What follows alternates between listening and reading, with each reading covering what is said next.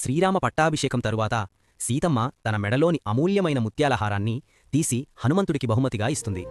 హనుమంతుడు ఆ హారాన్ని ఎంతో వినయంగా స్వీకరించి ఒక్కో ముత్యాన్ని పంటితో కొరికి చెవి దగ్గర పెట్టుకుని వింటూ అది పనికిరాదన్నట్టు విసిరేయడం మొదలుపెట్టాడు. సభలో ఉన్నవారంతా ఈ వింత చేష్టను చూసి ఆశ్చర్యపోతారు. వారిలో ఒకరు, హనుమా, అది సాక్షాత్తు జానకీమాత ఇచ్చిన అమూల్యమైన హారం, దాని విలువ నీకు తెలుసు. అంత విలువైన ముత్యాలను ఎందుకు పాడు చేస్తున్నావు అని అడుగుతారు. అప్పుడు హనుమంతుడు వినయంగా ఇలా అంటాడు, నా దృష్టిలో ఏ వస్తువులోనైతే నా రామనామం ప్రతిధ్వనించదో, ఏ వస్తువులోనైతే సీతారాములు ఉండరో, అది ముత్యమైన రత్నమైన నాకు కడలిలోని రాళ్లతో సమానం. నా రామయ్య లేని వస్తువుతో నాకేం పని అని బదిలిస్తాడు. అలా అయితే నీ శరీరంలో రాముడున్నాడా? నీ రోమరోమంలో రాముడున్నాడా? ఆ మాట విన్న హనుమ పరవశించిపోయాడు. వెంటనే తన 2 చేతులతో గుండెను చీల్చి చూపాడు. అక్కడ ఉన్నవారంతా ఒక్కసారిగా ఆశ్చర్యంతో స్తంభించిపోయారు. హనుమంతుని హృదయంలో సాక్షాత్తు సీతమ్మ మరియు శ్రీరామచంద్రులు దివ్య సుందరంగా కొలువై ఉండటం అందరికీ సాక్షాత్కరించింది. హనుమ భక్తి ముందు ప్రపంచంలోని సంపదలన్నీ తుచ్చమైనవని ఆ సభకు, లోకానికి అర్థమైంది.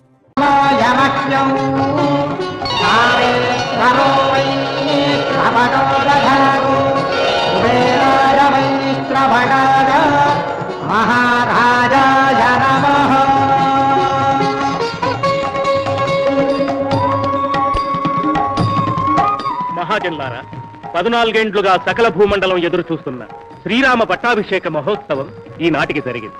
కారణజన్ముడైన రఘురాముడు దానవ సంహారం గావించి ఈనాడు పట్టాభిరాముడైనాడు. ధర్మదేవత 4 పాదాలపై నడిచే సవ్యస్థితిని పునరుద్ధరించాడు. ఈ పరంధాముని పాలనలో ప్రజలందరూ సుఖ శాంతులతో చల్లగా వర్ధిల్లాలని ఆశీర్వదిస్తున్నారు. జై హో శ్రీరామచంద్ర ప్రభుకి! రామచంద్రుని అవతార పురుషునిగా కన్నా ఆదర్శ పురుషునిగా నేను మన్నన చేస్తున్నా. గురువాక్య పాలన, పితృవాక్య పాలన, సత్యవాక్ పరిపాలన, రాముని పురుషోత్తములు చేసిన సుగుణాలు.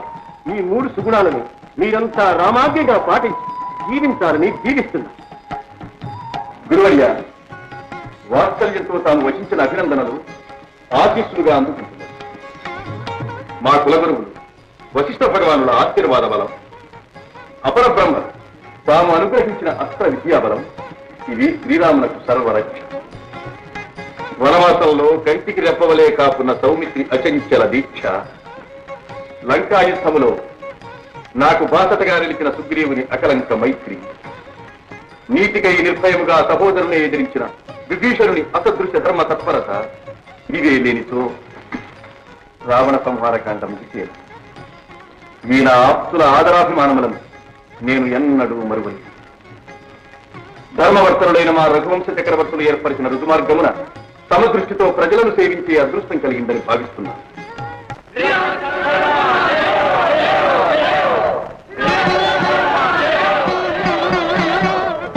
నారాయణ, నీ ఆశీస్సుని ఇంతలోనే మరచావా రామచంద్ర? పేరు పేరున ఇంతమందిని అభినందించావే.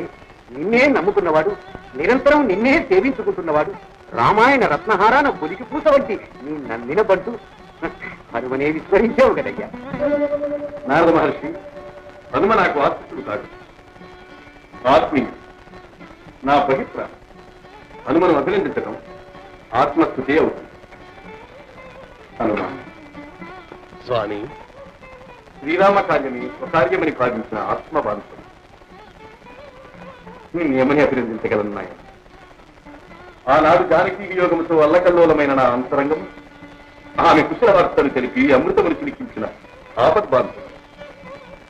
నా అనుజుడు రణరంగమున మూర్చిందని సంజీవిని తెచ్చి సౌమిత్రికి నాకు ఊపిరి పోసిన ప్రాణబాంధవుడు హనుమ. నీవు లేక ఈ శ్రీరాముడే లేరు. ప్రభు, మన ఉభయుల ఆత్మీయతా చిహ్నంగా హనుమకు ఈ రత్నహారం బహూకరించ మనసైనది.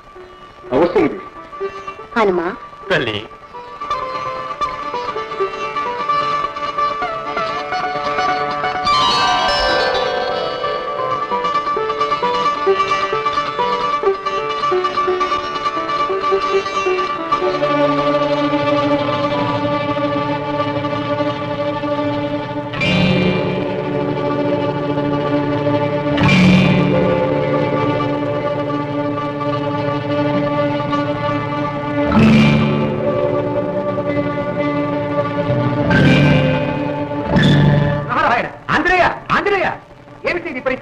సీతామాత అంతటి వాత్సల్యంతో ఇచ్చిన కానుకనే కించపరుస్తున్నావా? నారాయణ నారాయణ. కాదు మహర్షి, ఈ రత్నాలలో నా రాముడు ఉన్నాడేమోనని అన్వేషిస్తున్నాను. ఏమిటి పరిహాసం? అంటే ఎదుట ఉన్న శ్రీరాముని కాంతలేక తానులోనూ రత్నాలను వెతుకుతున్నావా? ఇది స్వామి ధిక్కారం. జాంబవంత, హనుమ స్వామి భక్తిని కొంచెపరచు. ఆ రత్నహారంలో రాముడు లేడంటున్నావే, నీవు ధరించిన హారంలో ఉన్నాడా? హారంలోనే కాదు అంగదా, నా హృదంతరంలో నిరంతరం స్వామి కోటి సూర్యప్రభాభా సమాన మహోజ్వల తేజోరాశి అయి కొలువు తీర్చి ఉంటాడు. హనుమ, నీ ఒక్కడి గుండెలో కట్టివేసి ఉంచడానికి శ్రీరాముడు అంతటి సులభుడా? ఆయన భక్త సులభుడు. సందేహమైతే చూడండి.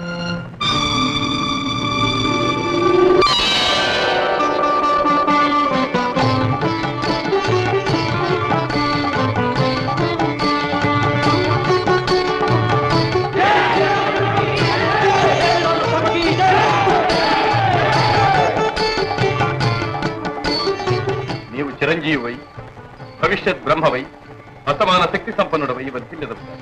హనుమా, నీ నీడ చేరిన వారు రామానుగ్రహ పాత్రులు సకల సౌఖ్యములతో విలసిల్లుదురుగా. కృతార్థులను తల్లి ధన్యోస్మి. రామయ్య తండ్రి ధన్యోస్మి. జయతు జయతు శ్రీరామ.